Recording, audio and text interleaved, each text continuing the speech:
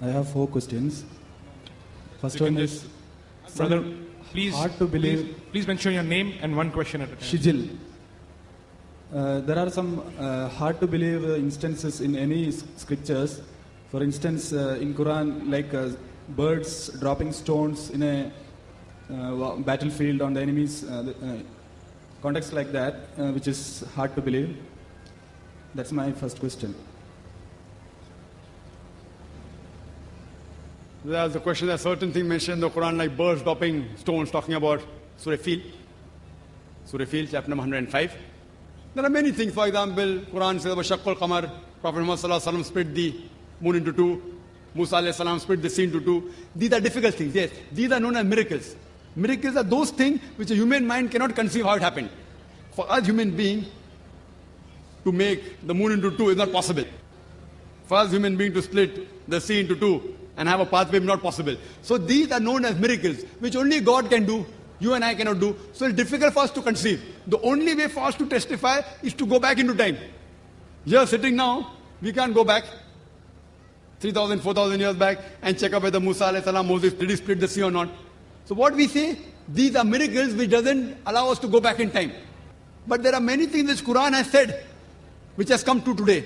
For example, Quran speaks about science, about the Big Bang. Quran speaks the light of the moon, not its own light. Quran speaks the earth is spherical. Quran speaks the sun rotates, which to a man 1,400 years back would sound, what is this nonsense? That the moon has its own light? That the earth is spherical? All these things about the Big Bang. But today, after science has advanced, we have come to know it's a fact. But to know what happened in the past, we can't go back in time. So what my logic says, whatever the Quran has mentioned, certain things we can check up now. Certain things we can't check up. We can't go back in time. So that goes in the ambiguous slot. So what things we can check up today?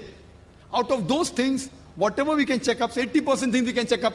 So my logic says 80% of what the Quran mentions, we can check up today, and we have come to 100% correct. Whatever we can check, not even 1% is wrong. Most of the contexts are historic, I think so.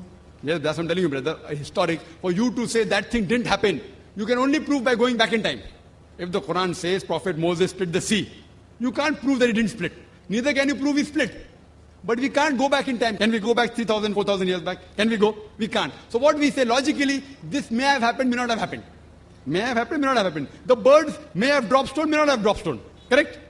What we say, this is ambiguous. If we talk about the nuclear bomb, 1,000 years back, would they have believed? Would they have believed? They would have said this is nonsense. Right or wrong? But today you and I believe or not? Because science will advance. Similarly, there's nuclear bomb, there's atom bomb. So birds dropping stones, what's the problem? It is so easy. Nuclear bomb is more difficult. So here we realize we cannot go back in time. So what my logic says, whatever we can testify today, whatever we can analyze today, out of that, 100% has been proved to be correct. 20% we can't analyze, we cannot go back. We can't go in future. We cannot prove scientifically whether there's heaven or hell. So you'll ask me, Brother Zakir, you're a medical doctor. How do you believe in heaven and hell?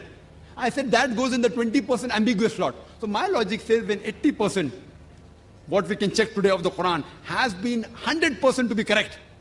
Not even 0.1% is wrong. So my logic says what 20% is ambiguous, inshallah, God willing, even that will be correct. Maybe science will advance after 50 years, after 20 years, we'll come to know about life after death, we may come to know about heaven or hell. So my logic says there's a logical belief that when not even 0.0001% has been proved wrong of the Quran, 80% is 100% correct. So my logic says, inshallah, the 20% which you can't verify by going back in time or going in future, even that inshallah will be correct. Hope that answers the question.